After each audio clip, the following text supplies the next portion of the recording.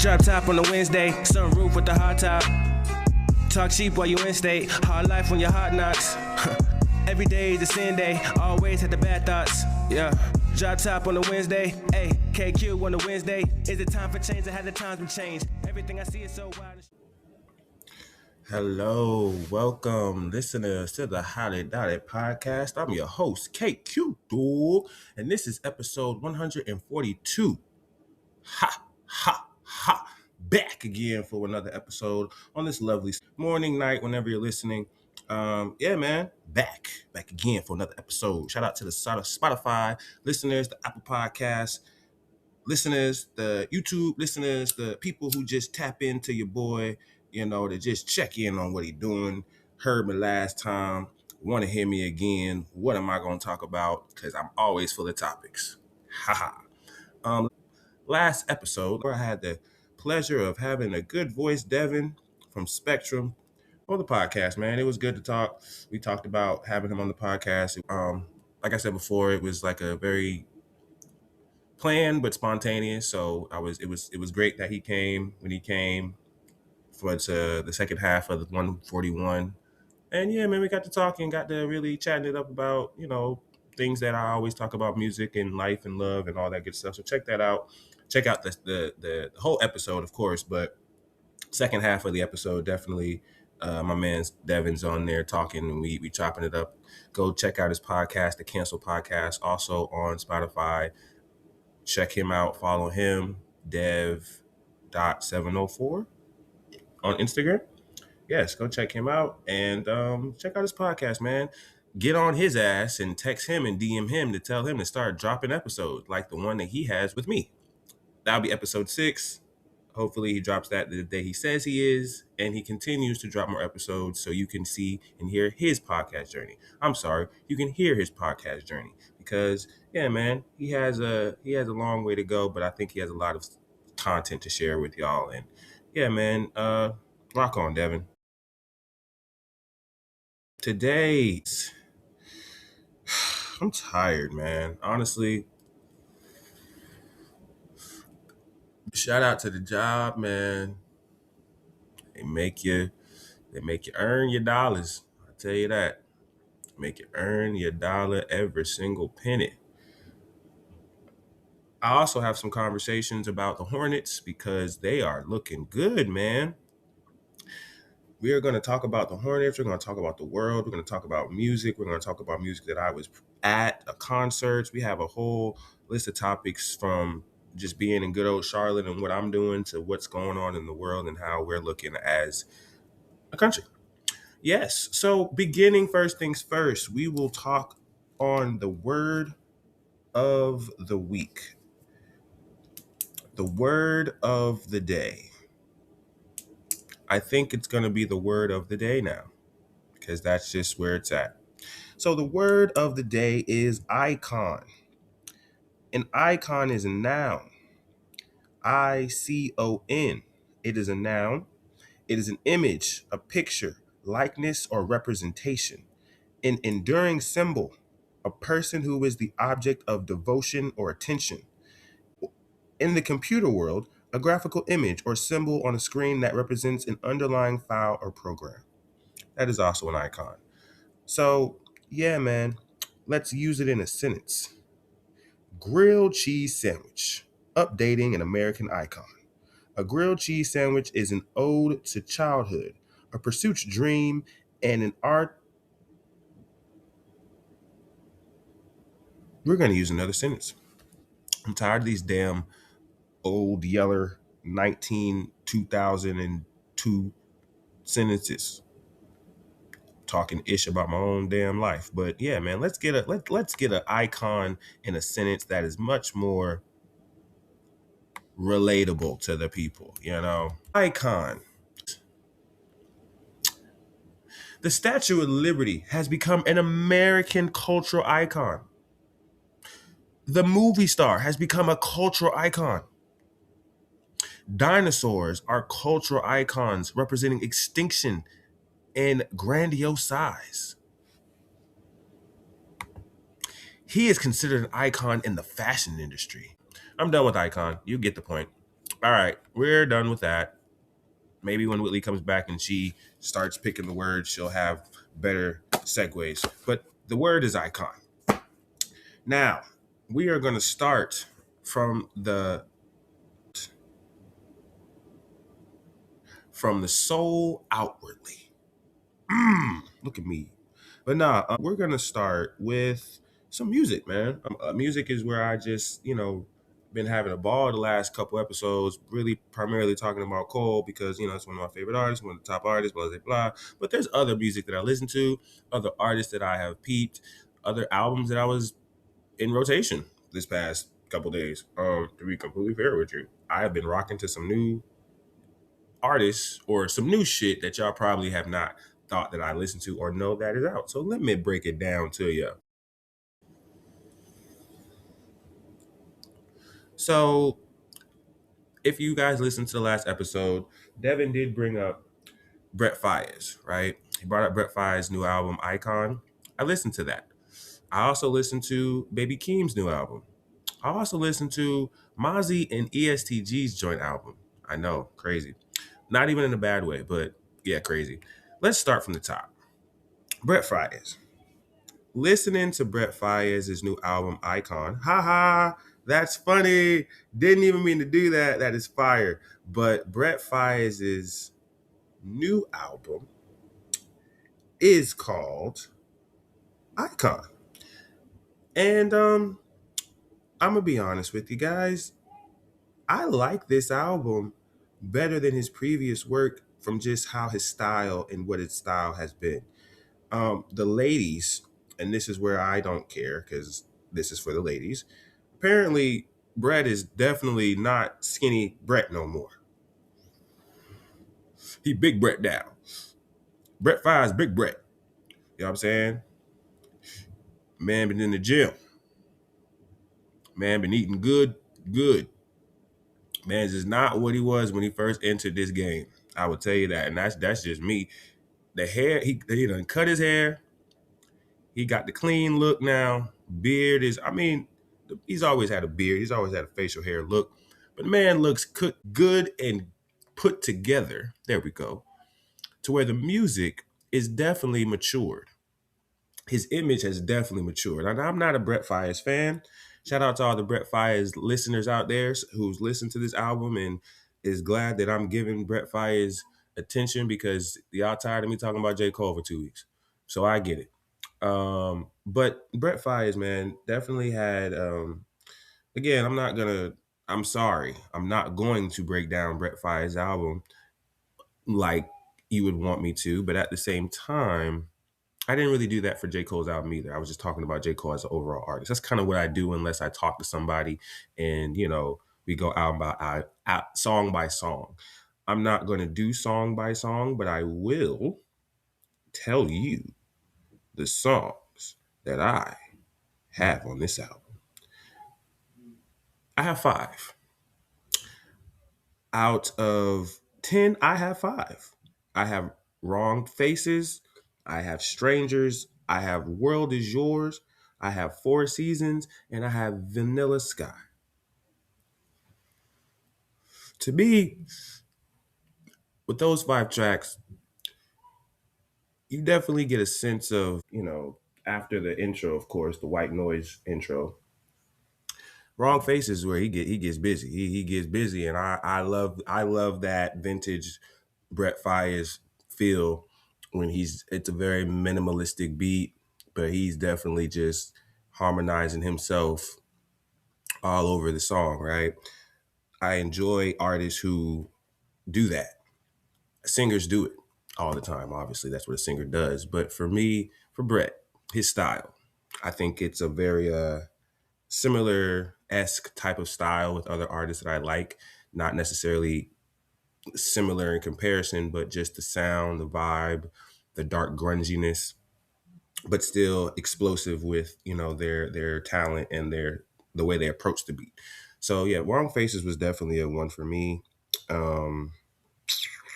Strangers, World Is Yours, Four Seasons, Vanilla Sky. Vanilla Sky was definitely interesting. I'm not privy to from Brent Fiyaz from A to Z, but I know his MO. if you will. And for this, I really enjoyed Vanilla Sky, especially as the last song, because it was very, to me, at least if you listen to his albums and listen to his music, his whole career, it's very mature. Very mature Brett. Big Brett's being mature. I like Big Brett being mature.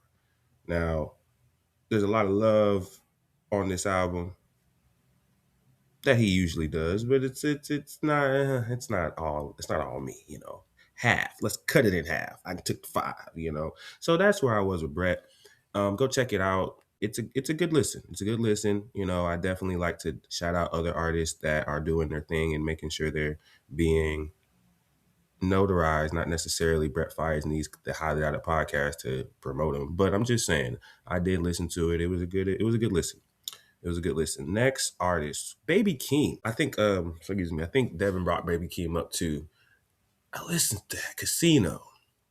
And I think listening to Casino from front to back, and let's give him the same respect that I just gave Brett Fiyaz, of course. Baby Keem,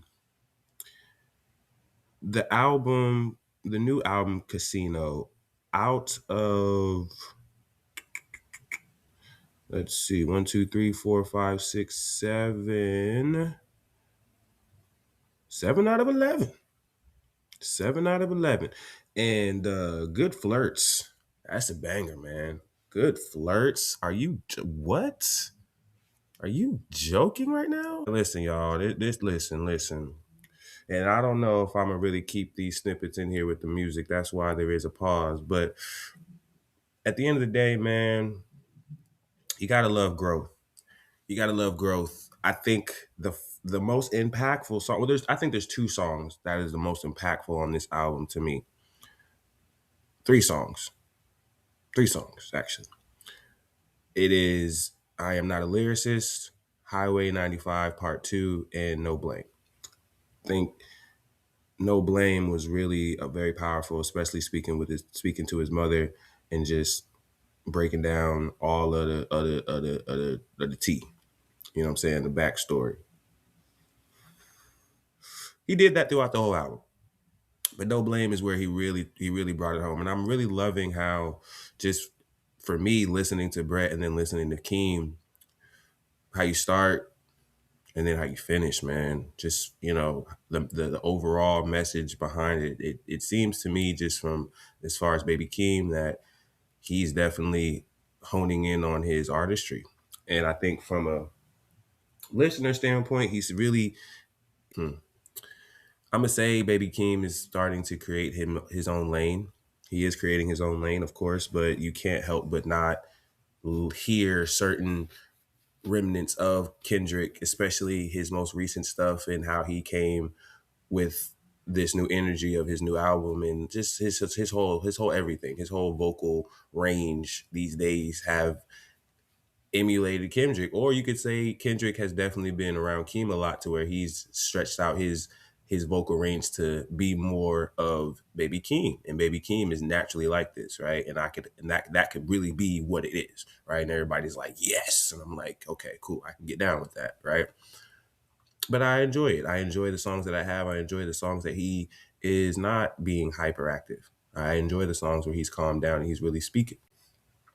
That's just the type of listener I am. That's the type of artist I am stylistically. But I appreciate when other artists who are ascending in their own right, whomever you're associated with, you are bringing yourself up into the artist game, and this is your project that you're presenting. Casino is another great stepping stone. I see this album really being potentially a fire cooker to separate himself from Kendrick. Not necessarily he won't like physically be away from him.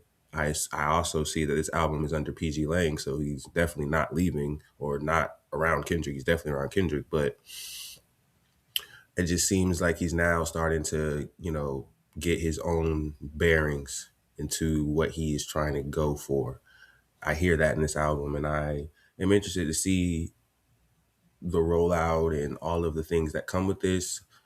But more music I would definitely want to hear. I'm okay with the songs that's been presented, of course, but I would definitely want to hear more. Maybe I need to go backwards, to hear certain songs that he had in the last album that I really didn't give attention to or didn't really peep. And, that could be something more to add to the collection on the playlist for him.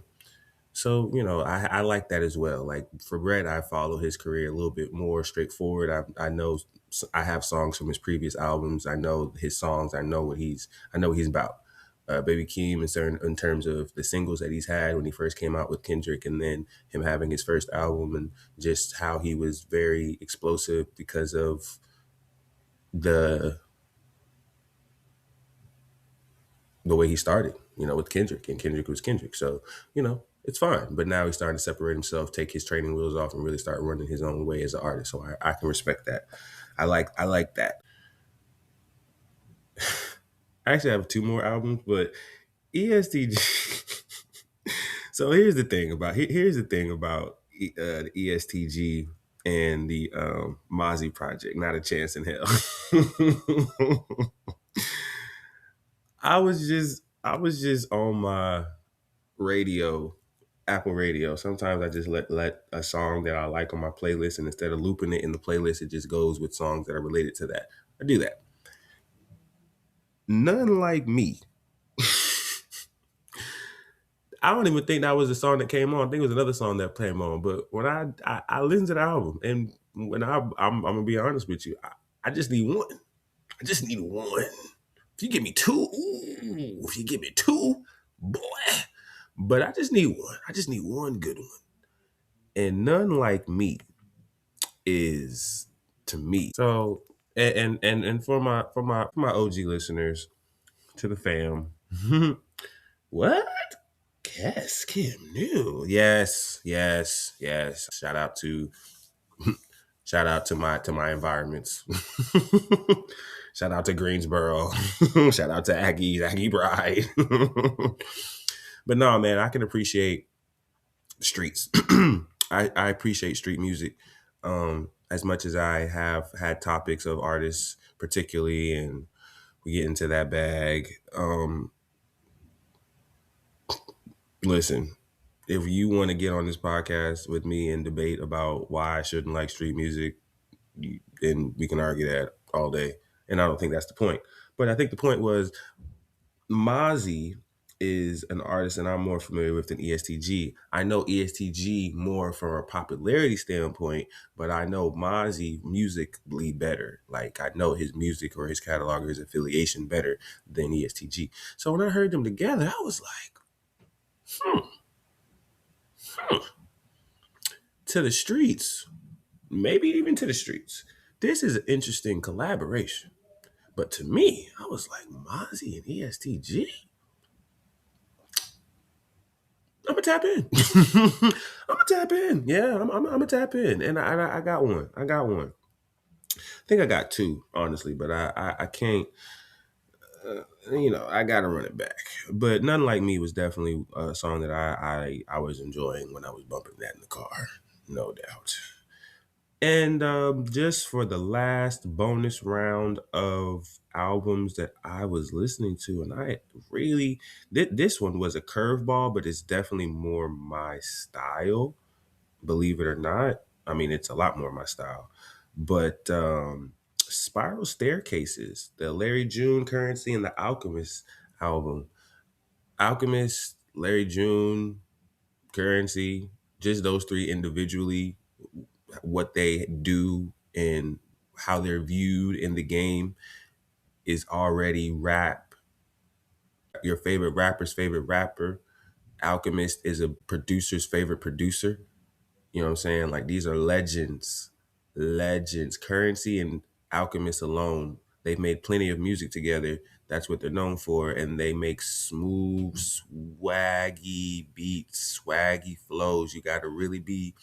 You ain't really got to be a spitter. You ain't really got to be on hip hop head, but you really got to have an appreciation for this lane, right? And this lane is it is an acquired taste. That is why these men that I'm speaking on are not mainstream big names if you are new to this game of hip hop and rap. But if you are, you know these three names, boy, you better tap in, boy. Better tap in. Like, I tapped in. You know I tapped in. And the crazy thing about it is it's only 7 songs, right? And that's how you know this is vintage, because they're not gonna give you, a full fledged album, especially when you ain't they don't have to. But I got 2. I got Everything's Allocated and I got Drive Alone. And I think Drive Alone was really my favorite song on there. I think Drive Alone was the crux of it for real. Stars on the Roof was cool too, but Drive Alone was definitely my favorite. Drive Alone was definitely that just enjoying a nice summer day or the spring day, you feel me? Because that's what it calls for. And you know what I'm saying? You just put this thing on, you feel me? Yeah, man. Check out Larry June, Currency, Alchemist, Spiral Staircases. You know what I'm saying? That's some vibe. That's some vibe. And I think as I get older and I really understand that lane, that sound, that frequency, it's like, man, like you feel like I'm in high school, you know what I'm saying? Like, shout out to the Butler Boys, 2010, 2014. Oh my God, that sounds crazy. That sounds crazy. But shout out to all them people out there who was in that era of like the Wiz Khalifas. Currency was still around. And Currency was making music with Wiz when Wiz was young, man. Y'all don't know that era. That's a different era, man. That's the skateboard / smokers era. You know what I'm saying? And that's not even me saying I was a smoker. I did not smoke in high school. I did not do that. I didn't even skate in high school. I played football. But in terms of just the core fan base that really rock with Currency and really rock with Wiz, yeah, it was them guys. And as a music head, as a music guy, and just having a hippie background, hippie hip hop background, oh yeah, that's groovy, bro. That's some groovy shit. So, granted, I'm talking about Currency and I'm talking about Larry June in this moment. Wiz was not my type of artist back then, but that's a different story. He's obviously one of the GOATs now. I think he just dropped another album too, which I haven't listened to, so I'm not gonna even try to even talk about that. But Wiz still pumps out music like we was in high school in 2010. Like he still does it. Shout out to Wiz. But Larry June is a newer artist who is of the same cloth I'm speaking of. He do it well, man. He do it well. He does it well to where, you can't deny that the man is talented of just making you wanna, or making you give the feeling of you want a balcony penthouse just smoking the fattest cigar, you know what I'm saying? Drinking the best drink. And that's even how he speaks to what he's speaking to.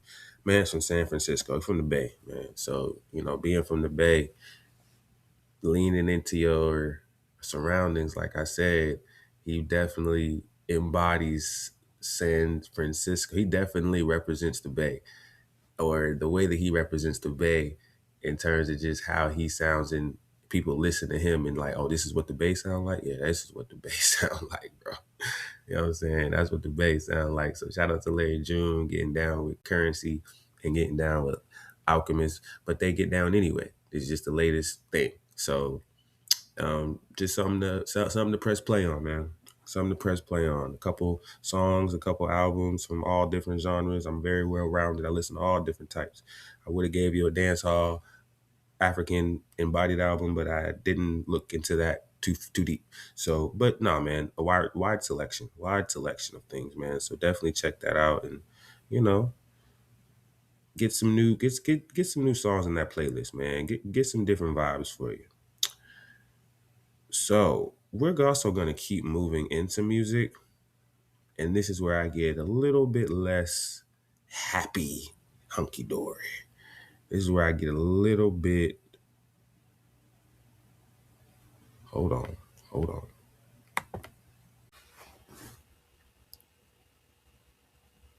So back to where I was about hip hop.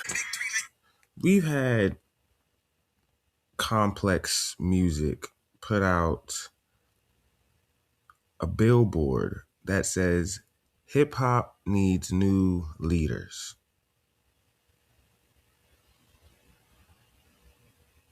Hip hop needs new leaders. Like, something about that as an artist, as a hip hop head, sees that, and I feel two ways about it. I feel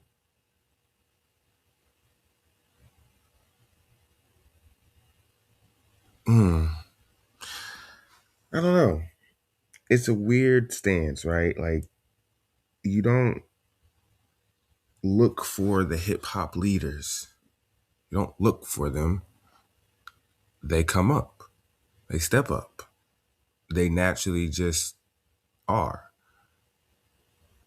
I feel two ways about this. Either the bar is so low that y'all are waiting for the next one, or you are not satisfied with who is running it now. And the ones that are running it now are very talented artists.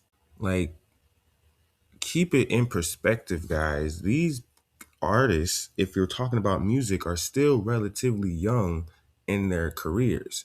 They're older, but they're not necessarily done. I think hip hop is so saturated now. When I see the billboard that says who are hip hop's new leaders, I see who is the next one to play the mainstream label dance.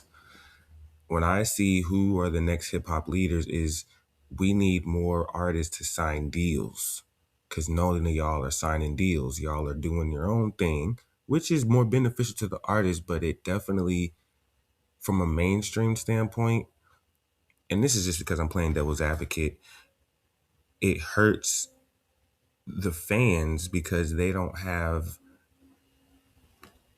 a superstar that outshines the rest, right? That mold has not been cast on anybody because everybody's doing their own thing and everybody wants to do their own thing. And everybody who either has that doesn't have the star power to capture everyone. They're only satisfied with who they can capture. It's still a lot of people, but they're not pushing the narrative. And for, with all due respect, I just think that no one's really like that. That's new.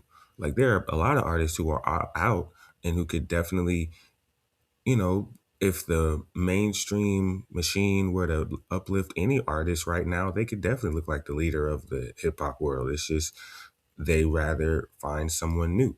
It sounds like you're overlooking all the artists that already exist. And granted, like I just said before, that means you're saying their clock has already started. We've already touched them, pause, with the machine, and this is how far that we've taken them.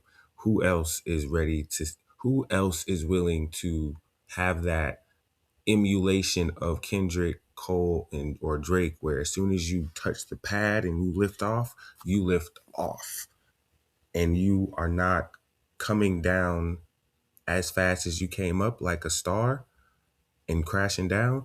You are able to float, fly, damn near even elevate and go higher than you did when you stopped having the push from that machine. And that's where you go into deeper dimensions of money, power, and contracts that other artists were able to achieve, that they want to give to the new young star or the new young artist or just the new artist, a new name. Every single name you can give in the comment section is to the point of the billboard. Some are saying, yeah, we know them, but not them.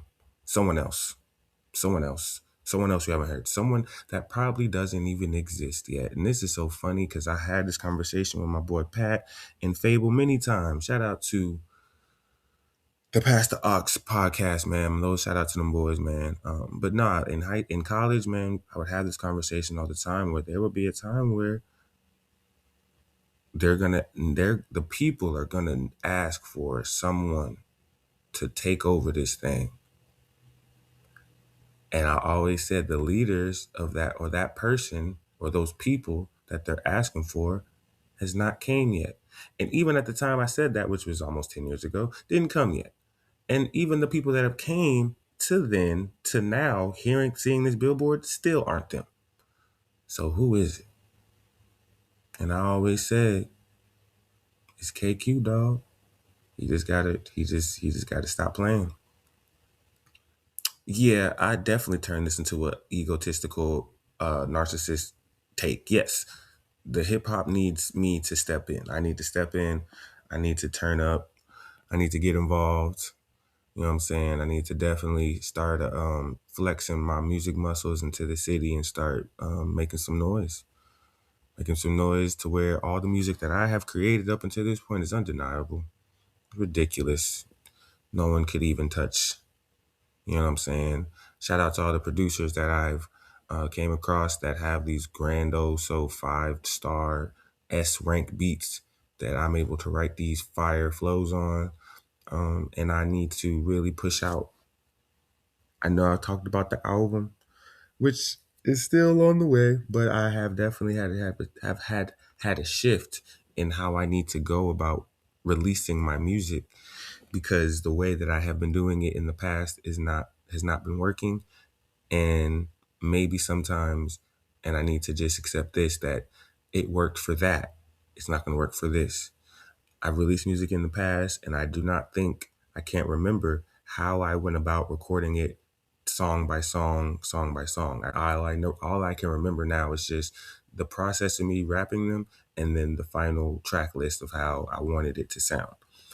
So every time I go into making a project or going into making or releasing music, there's always singles, songs that I just have, songs that are just out that just keep the momentum flowing, keep the momentum flowing, keep the momentum flowing, keep releasing music. That was my MO in college, to where I lost that and I need to step it up. And I think that's where myself, just being an artist, will be fulfilled.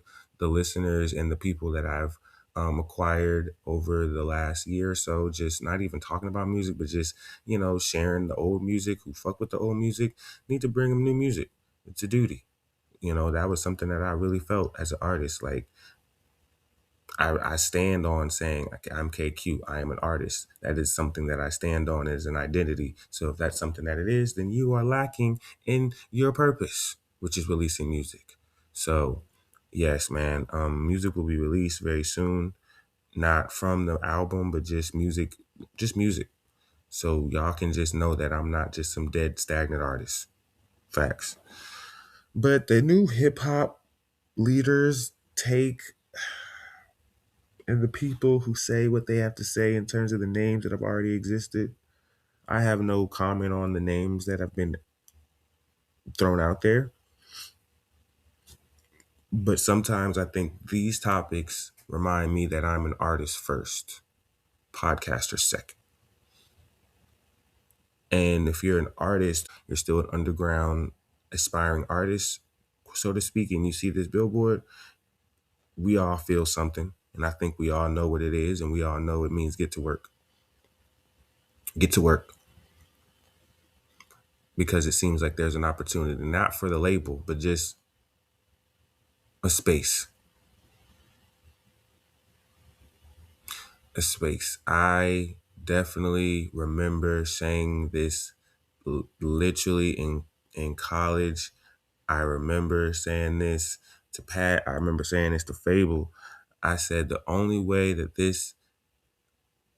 a new artist will be able to have true success like the previous three that have been had, especially at that time, is they have to bump heads. They would have to, like, those three create a ceiling. Those three create a ceiling, like, together in unison, create something that is very, it's aspiring, yes, but it is also like a dome, so to speak. You know what I'm saying? Like, they create an atmosphere, but there's a dome there. And the dome is those three in unison. they're going to have to clash. They're going to have to break open this ceiling. They're going to have to crack open this dome because to get some new life in here. They have to all be separated. I felt that in college, but way before this happened. So now that it's happened, so to speak, this billboard is also not surprising to me. It feels like it's right on time. And even when I said it and I felt it and I see this, the answer was, get cute, dog. Quote me on it. All right. We're going to get off of that because, too much of me in that way is not good for my mental. It makes me seem like I'm somebody that I'm not trying to perceive to be. So, yes, new leader hip hop done. So, we still have more things to talk about. We could still keep it light because it's going to get heavy at the end. We're going to talk about the Hornets, man. Shout out to the Hornets. The Hornets are doing the damn thing, man. Doing the damn thing. They are, if I'm not mistaken, they are 6th in the division. Hold on now.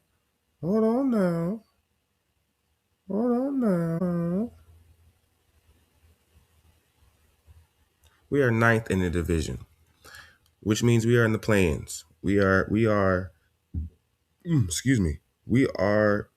still eligible to make the playoffs. We're eligible to make the playoffs, man. And with the games that we have remaining, we could still make a couple more moves. We really can. Like this is something that I was not expecting. You feel me? Was not expecting. And for the record, I have been saying what I've been saying about the Hornets and just, from the standpoint of being in the club and people's satisfaction of the food and the space and just the talk of the talk inside of the premium club that I run. People want to see him win. People want to see him win. We have times where DJs are in there spinning the ones and twos before and during and half and all the game. And then you have post interviews in my club where they'll have the stars and speak on post game interviews and post game thoughts and, just people interaction, fan interaction, pictures, autographs, personal one-on-ones, all that good stuff. So it's just good to have a winning record or just a playoff team, or playoff running team. A team gunning for the playoffs. It's good to add to morale. A good business. I could see a bunch of kids who are very happy because they had good food and they were able to see the team win, and they're able to see maybe not their favorite player, but a player, and get a picture with a player, or maybe their favorite player, hell. And, all that good stuff. So it's just nice to just have that being what I do on a game by game basis regardless. But ESPN also talking good on the Hornets, and we're getting good reviews on the Hornets. And, I'm seeing people saying different things in the streets about the Hornets. And I just appreciate that because I'm in that building every single home game too. You feel me? You know what I'm saying? I got that C. I'm sorry. What is it? I got that H on my chest. You feel me? Yeah. I was gonna say CLT, but it's really Hornets, the H. But yeah, man. So shout out to the Hornets, man. We're definitely going crazy. We just need to be consistent, keep going. We took the trades that we took. Kobe White is now a part of us. And hey man, we're still going. Everyone's healthy as far as I see. I don't think we have any injuries on our team.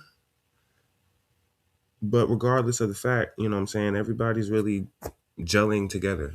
Chemistry's really building. So we can make a playoff run. That's kind of what I'm getting to and where I'm getting at. So shout out to the Hornets, man. Keep on winning. Conker Nipple. Gotta talk about Conker Nipple, man. Conker Nipple, our rookie, literally has broken the ceiling of 3 points made. Like, he literally is like 3-point god right now. So shout out to Conker Nipple, bro. Like, definitely rookie of the year, hands down. So Man, a lot of good shining light beams on the Charlotte, man. So I just feel good to just be in the presence of Charlotte, be in the building, be in the presence of what's happening, and being literally the like between y'all and their seats, it's me. You know what I'm saying? So, y'all giving them satisfaction on the court, I'm giving them satisfaction off the court with food and drink and all merriness, and they coming back to a win. I love it, man. Gotta love it. Gotta love it. So shout out to the Hornets, brother. Shout out to the Hornets. Oh man. Also, I was able to work the new edition Boyz II Men Toni Braxton concert. Yeah. Let me tell y'all something. Man. Respect will always be given to the OGs. Respect will always be given to the times that you were not alive because you weren't here. So what was what was. And Boyz II Men, New Edition, and Toni Braxton was the hottest thing on the streets. You couldn't tell them and the people who loved them nothing. Okay? When they was fly, when they first came out, they fly right now. The way they move is the way they moved back then. I will still go crazy. This is what the fan base of these artists bring.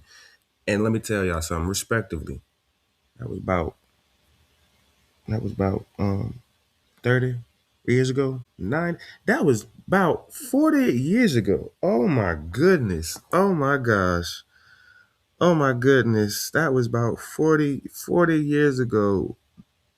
Cause I love to stay in this. I was born in '97, so when I think of '80s, I don't think of it as old. Me personally, '87. The Boyz II Men formed in '87, right? That's the context I'm giving y'all right now. I was born in '97. It's 10 years. That's fine. That's fine. 2026. Ooh wee, ooh wee. Now, certain things that got the party jumping. I gotta break it down for you. I was in there. Bobby Brown was in the building. When I tell you, when they announced that, the crowd went crazy. They went bananas. You would have thought Chris Brown was in this piece. Bobby Brown's in the building. When Bobby Brown, and then not even the announcer, when the man got on stage, that's when they really went crazy. Because if you know, you know. You know. At least I'm old enough and aware enough to know that. So Bobby was there. They sounded good. They sounded good. 3 hours though. 3 hours, 8 to 11, 8 to 11, and then there was like a little like a situation where it was 8:30 to 11:30.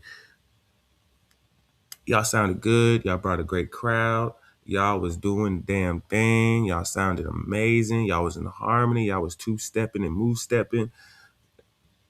Y'all need to go home, man. Y'all need to take it to the crib. And I'm only saying that because we had a game the next day against the Trailblazers, which you won, by the way. But goodness gracious, y'all was on that stage all day. Go to bed, grandpa, grandma, auntie, me.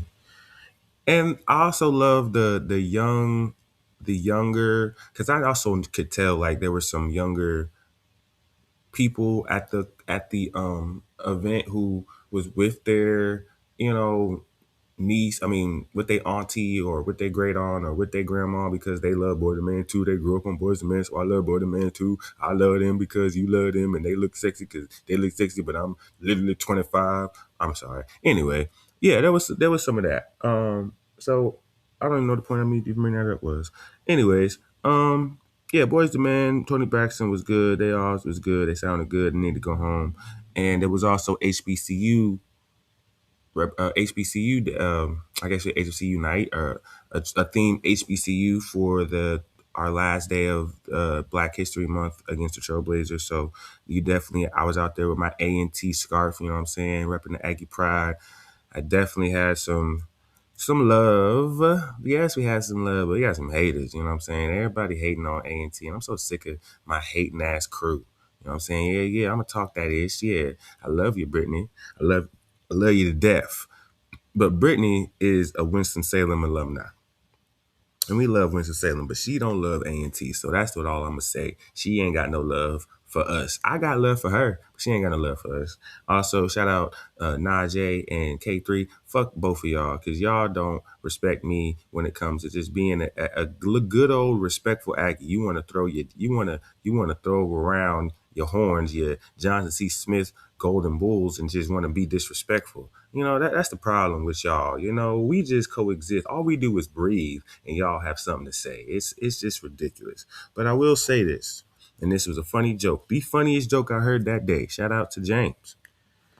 James said that y'all's homecoming is not a real homecoming. I said, yes, it is. It's the greatest homecoming on earth. No, that's not even what he said. He said, y'all homecoming is not a real homecoming. Everybody be at your homecoming except y'all. I said, that's because it's the greatest homecoming on earth. And she said, well, that's the point. Y'all homecoming is supposed to be a reunion, yet y'all don't know anybody. I said, that's hilarious. And then he said, man, whatever. Y'all homecoming be like, shout out to A&T G-Ho, greatest homecoming on earth, brought to you by Apple Music. I swear I started laughing. That was so funny. He said, this has been brought to you by Apple Music. I said, okay. That was a good one. So, but yeah, man, we love to show the A&T love when I can, but there was also a lot of artists. I keep saying I'm in music mode. There was also a lot of guests that were at the game that were definitely showing off their HBCUs, definitely showing off their letters, showing off their mascots, showing off their colors, shouting out their pride, my pride, Aggie pride, but all love the same. You know what I'm saying? So it was beautiful to have that. And at my club at the game against the Trailblazers. And it was a win. And we had a post-game interview. I think that's the whole reason why I brought up all those things in the past, because that's what happened after Boyz II Men, Toni Braxton, and New Edition. So I've had a real eventful weekend. I am tired. Really want to rest for a little bit. I'm not going to lie. Just because of just what's to come. What's to come is ACC weekend. So I want to make sure that I am fully rested and I have all of my energy for them. Yeah, that's pretty much where I'm at with that. That's where I'm at with that. All right. I know we're coming to the hour mark of this. We have one more goody old topic and then I'm going to get into it. Last thing, because this is on the funny haha list, because I was ready to get into it, but this just came at the blue, so I want to get it out. Xbox is going away, children. Now, this is something that I also wanted to talk about, but it just so happened to bring Xbox up. Xbox is reportedly coming to an end.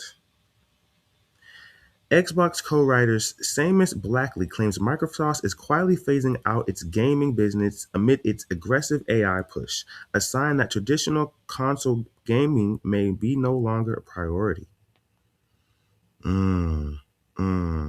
So if you've heard, there was a story about, what is that CEO's name?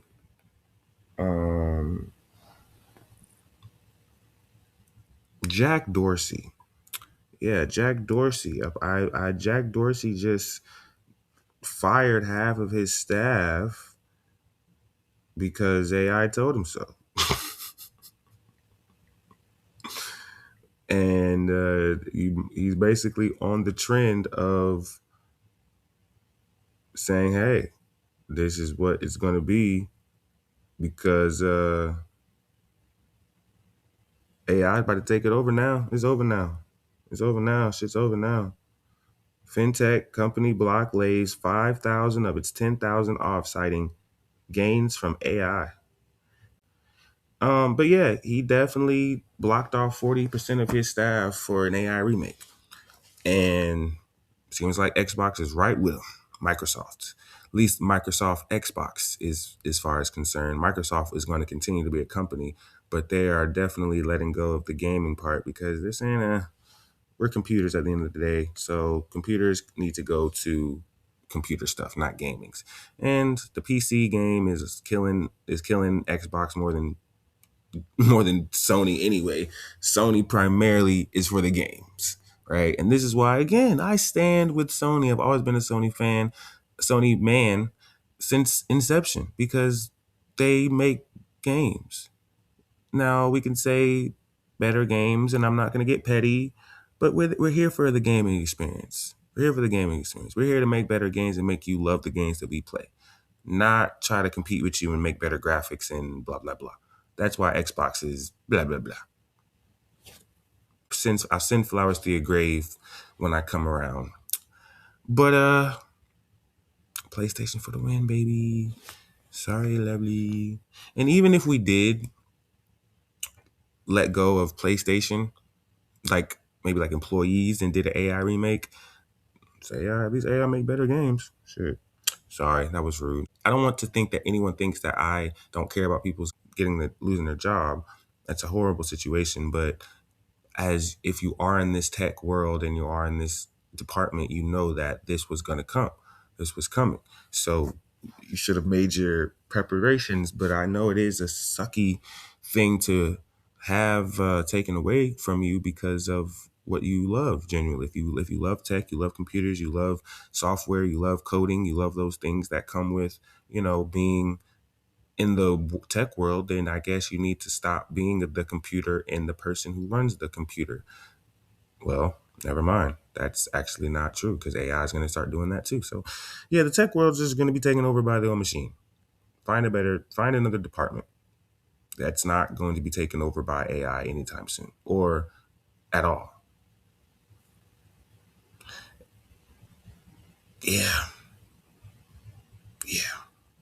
It's not really a good thing to talk about, not really something fun at all. But I think the rest of this kind of dictates where we're going with this. So, RIP Xbox. But before I get to us, no, let's get to us. Fuck it. I'm going to make a phone call. And if this phone call goes through, then I will have my good brother with me on this phone call. And we're going to talk about this next topic. So you just hold tight. All right, I'm back. Now, listen, I said I was going to have somebody with me on this topic because it's very serious and I want to make sure I'm as accurate as possible and make sure that there are things that I did not miss. As you guys know, y'all been knowing who I have on the topics. And when it comes to these type of topics, there's only one man that I could trust with these topics, and that's Kyle Walker. What's going on, Kyle? How's it going, everybody? How you doing, guys? I'm doing good, man. Doing great. I don't want to waste your time too much because you're a father, you're doing things. But 900 missiles, Kyle. Yep. More as of right now, actually. Yes. So if you are not knowing what's going on in the world, what we're doing in the world while things are happening, a lot of things I said before we got to this topic. But if you have not been paying attention, we have been being overly aggressive lately. Again, we have went over to Iran. Not we, but missiles have been sent to Iran, and we have just demolished everything that they looked or seen as military. We are once again creating a narrative that I just don't understand why we're creating. Me and Kyle talked about this a lot off the mic, but the thing is bully. We are starting to really look like bullies. And I'm not understanding. I'm not understanding the what is the purpose of us being a bully right now with all this happening. Well, is that a question, Cass? Are you asking a question? I am asking the question, yes. I think there's three narratives at play, right? You have the narrative that Iran's been off the chain in terms of not being properly reprimanded for their actions for over 40 years, right? So some people are saying Trump's taking us to war. Some people are saying Trump's ending a 47-year war. It's one way to look at it, right? And when you end a war, you end it decisively, which requires lots of force. On the other hand, some people are saying, hey, Iran, maybe the word on the street is they were working on nuclear missiles, and because they don't like America, that's a direct attack to America. We put them not to happen, and we took action. That's one narrative. The last narrative is, hey, we have a president right now who is he's feeling the might of the military, and he's not afraid to use it. And he wanted to negotiate with Iran. And there was a mineral deal, there was minerals or some type of material or metal, probably some oil as well, that we wanted to get from Iran, as well as a concession that they wouldn't use weapons anymore, or they wouldn't have a nuclear program, and they did not want to negotiate, as we often heard the president say on TV. Iran won't negotiate. They want to negotiate because they won't negotiate for the consequence, right? So if the third narrative holds true, then that is the bullying aspect. But no way to know, no way to truly know what's really going on. But 3 American soldiers have died, so we actually have had death because of this. Other American soldiers have been injured. We've had strikes on multiple countries that did not even launch a missile. There's whole Dubai hotels and airports getting hit, cities, so I heard a school girl was hit. I mean, all kinds of things going on because of this. And to answer your question of the bullying cast, I just think it depends what side of it depends the narrative you follow. If you're on the narrative side of protection and self-preservation, then you're pro this. If you're on the side of America first, and if this not going to suit America, then F them, then you're okay with this. But if you're on the side of humanity and just letting life take its course, then you're going to heavily be against this. It's just hard to know with so much media and propaganda going on. A lot of people are divided by this stuff. Yes, 100% true. I love that Kyle's here to give this information the way he's giving it. I also want to extend this, right? Because there was me and Kyle talked about this a lot off pod. So if you are privy to this and you have the information and you know what's going on, then I'm gonna move past through a lot of things to really get to where I want to talk to Kyle about right now. Kyle has traveled the world. He does things. He sees cultures. He sees how other cultures operate. And depending on if they're categorized as rich or poor, they do their thing. When we speak to countries that are not military, savvy, but they're not necessarily a part of everyday international news, they're just living their thing. They're just doing their thing. Why can't America do that? Can we? Is there a thing where we can't be in the international news for doing some stupid shit? We could just mind our own business. We have all the things that we have that are attached to other countries in terms of embassies and military bases. Like, yes, I understand that we are located in places around the world, but does that mean we have to be active all the time? I think it depends on how you look at minding your business, Cass. When you say minding your business, if you have one house, then anything outside of that house is not your business. But, the United States has military bases around the world. And if the military base is in a country that we're monitoring, we may deem that our business. Correct? Correct. And so, we are the only country, to my understanding, that has over 750 military bases or sites around the world, over 80 countries. So to the United States, if you are the government, you may look at every one of those 80 countries as your business because you have a base there and you have a military presence there. And people don't protect things they don't think that they own. And so I believe that because of this mentality, whether it's a colonizer mentality, whether it's a real estate ownership mentality, whatever you want to call it, military might, whatever you want to call it, I believe that we're going to continue to do this because unless we're going to rescind our presence, rescind our global dominance, rescind having our hand on everything, as well as rescind being the global reserve currency, then the entire world is our business as we see it, because we see ourselves number one. And because of that, this is probably only the beginning. Because when you have the ability to reach out and touch anyone at any point in time, and you have someone who is not afraid to use that power, lots of kinetic engagements ensue. And that's what we're seeing right now.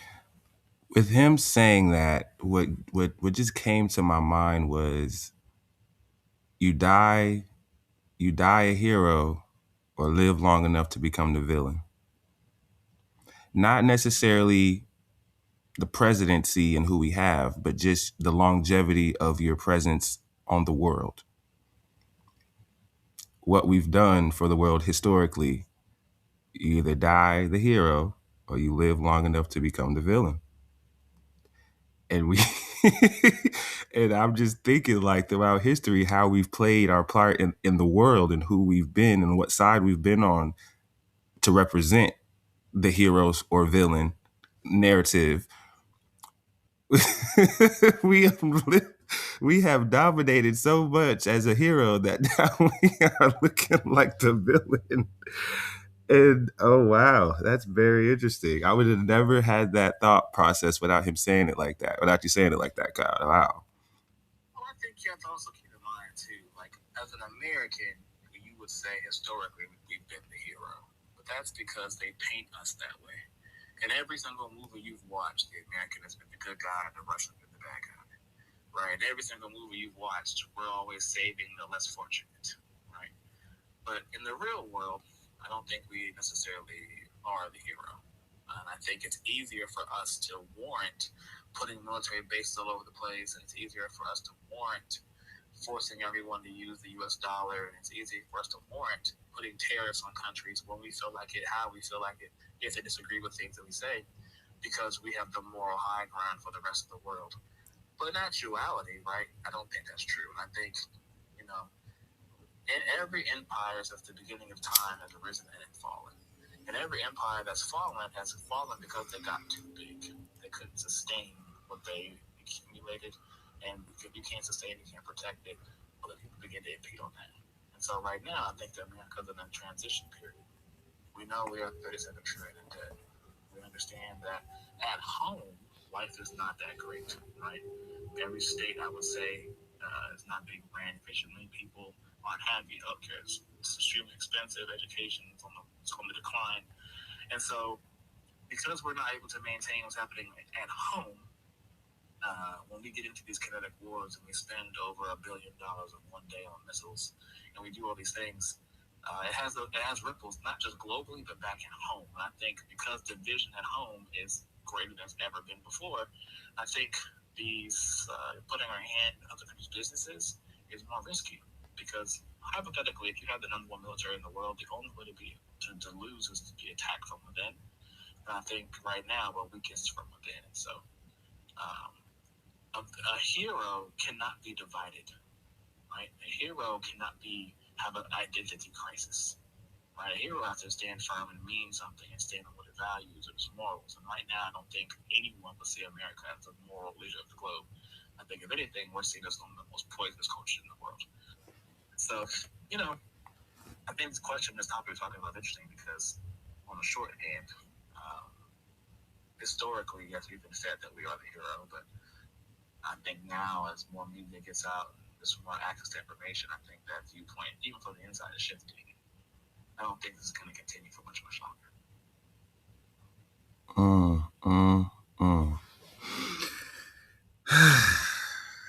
And this is why I wanted to have this topic at the end, right? To really send y'all home with some real insight, right? I do love to show the surface level things, not necessarily like it's unimportant, but people have different things that are important to them.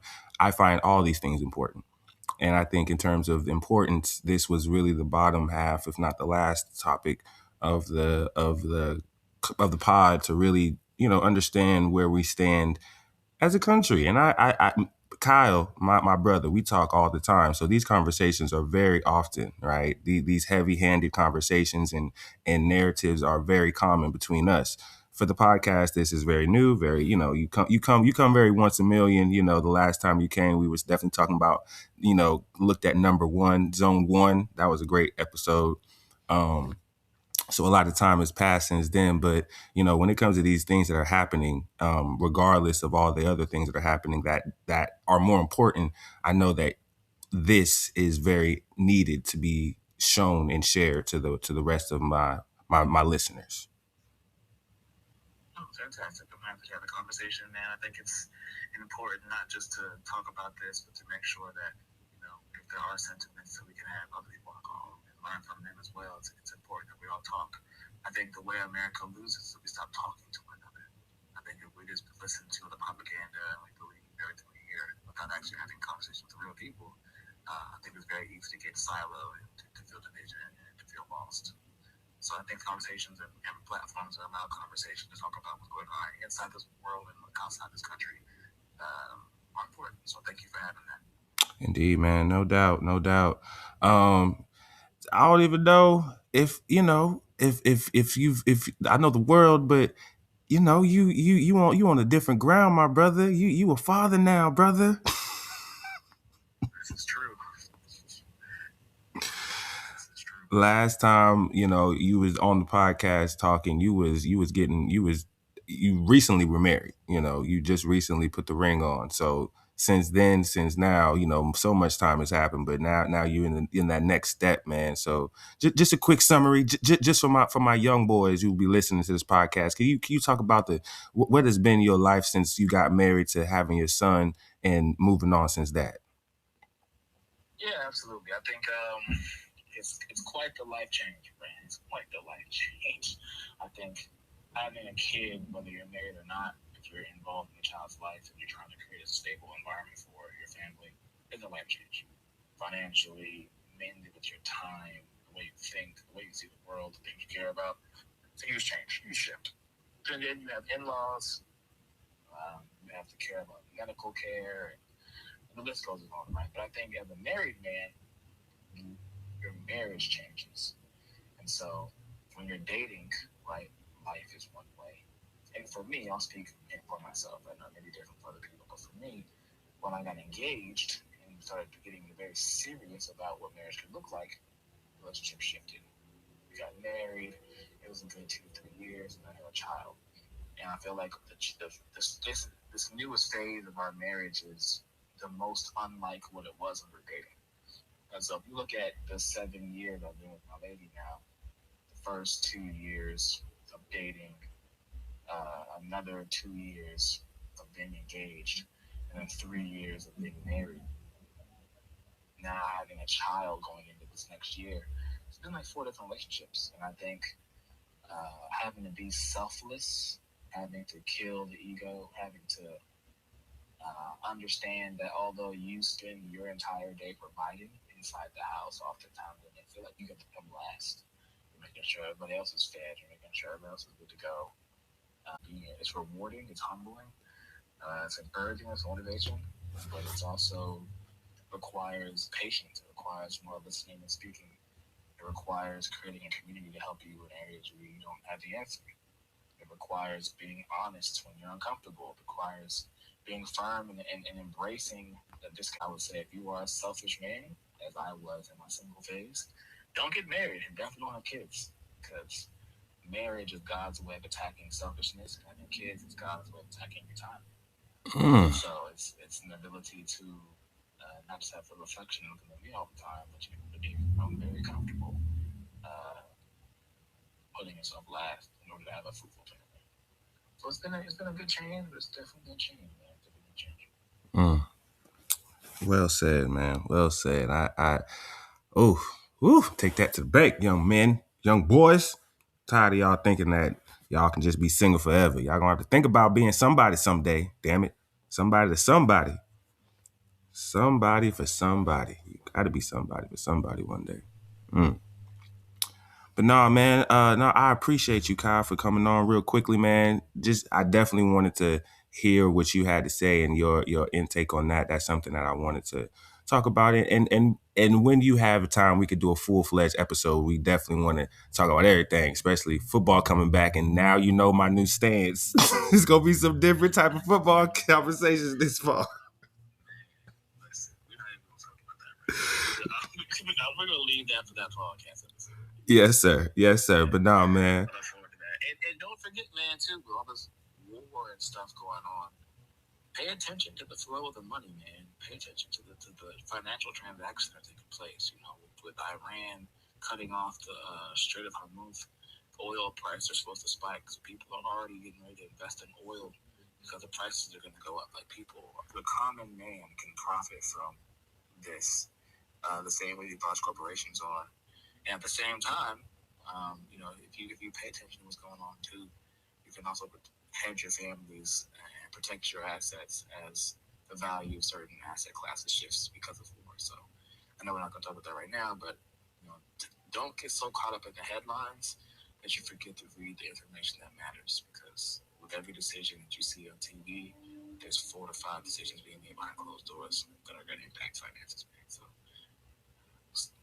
don't just be. This is not just entertainment. This is executive conversations that are playing out on CNN that you can partake in. That is a conversation I'm definitely gonna talk to you off the pod about. But yeah, no, man. I appreciate you for being on, man. Definitely gonna have you up again on some more time. And man, I'm gonna call you. I'm gonna call you back. All right, man. Hey, man. Shout out to my dog Kyle, man, for giving us that lovely, informational, accurate assessment and hard-held and hard-heavy response. You know, like, as a black, see, he gone now. But as a black man, I always say, don't always be caught up on what's going on, especially because what he was about to say or get into at the end of that is when things like this are happening, which causes an uproar, there's a lot of money that's being funneled somewhere, and not illegally, but just stocks and, you know, the numbers that you see at the bottom of CNN and Fox News. That's what you need to be paying attention to, because that's what's really happening when they're really talking about what's happening, because businesses are selling and buying and money's being fluctuated in a different space that you and only some few know. And I would like to know if some people are into those things. Notice that not everything is a negative, quote unquote. So I'm just going to leave it with that and push that to where there's some positive things that are going on in the world. I'll end it with that. Let's end it with positivity. I wanted to end it with positivity, and positivity I will end it with. So around the world, there are things that are happening that are making everyone smile, even barbaric things. Let's start. China. Authorities announced the harshest legal penalties for child sexual abuse crimes, reinforced zero tolerance and stronger child protection laws. That's great. Australia could become the first country to eliminate cervical cancer through nationwide vaccination and screening programs. Mexico, jaguar populations are rising again thanks to conservation and habitat protection efforts. South Korea, special women only night buses have been launched to improve late night safety. Okay, for women. All right. For Florida, United States, convicted animal abusers are now banned from owning pets. Waited that long to do that. In Florida? All right. All right. China, great pandas are no longer classified as risks of extinction. That is great, because I remember when I was growing up, that was always the biggest thing, and that was always like a thing that they were trying to advocate for to stop. So I'm glad that is great. Let's push those numbers up. Jaguars and pandas. A laboratory in vitro study found. All right, we're going to move on from that. Thailand, supermarkets are replacing plastic packaging with banana leaves to reduce waste. Global conservation. The green sea turtle has been reclassified from endangered in several monitored regions after recovery efforts. Good job. Another animal that is still alive for us to be around for. California, the Yurok tribe regained large parts of their ancestral land. Okay, Billy. All right, Billy. I might be talking shit, but all right, Billy, I see you. The Netherlands. Some prisons are closing as crime rates drop and inmate numbers fall. That prisons are closing down. Finland, among the best countries in the world for families and quality of life. Might have to visit Finland. Norway became the first country to reach near zero deforestation levels. Indonesia. Elephant rides have been officially banned nationwide. Yeah, no more riding on their backs for nothing. Canada. New law restricts keeping great apes in captivity. I did what? Oh, so where you gonna keep them?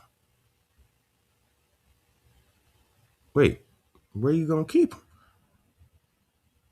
Great apes in captivity. Wait a minute. Am I slow or am I tripping? Like I don't know what captivity means and what a great ape is? I'm sorry. Hold on. Hold on. A great ape. Gorillas, chimpanzees, orangutans, and humans.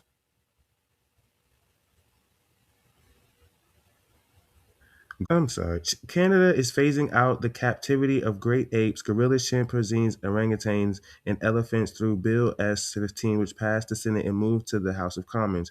The law prohibits new ownership, breeding, and circus-style performances, except for accredited scientific or welfare purposes. The legislation specifically protects great apes and elephants. The bill bans the acquisition, breeding, the use of these animals in entertainment. Captivity is only permitted if it is the best interest in the animal's welfare for conservation or scientific research. Grandfathering. Animals currently held in captivity are not immediately released but are subject to new regulations, with plans for some to move to sanctuaries. To the end of this, often imported intelligent, socially complex animals for commercial entertainment. Okay. All right.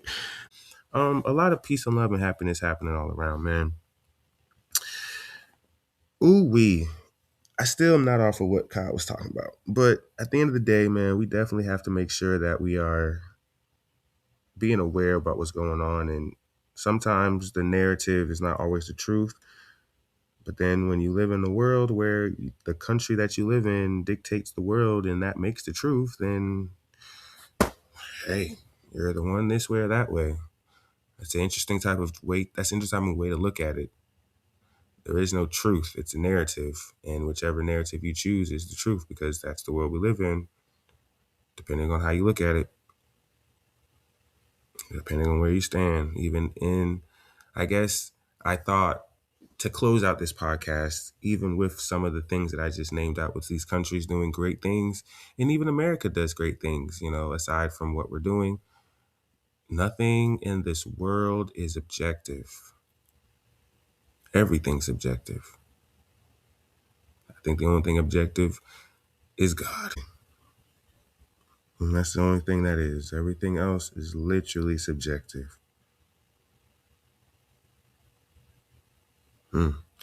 Wow. Well, that's a bombshell for y'all.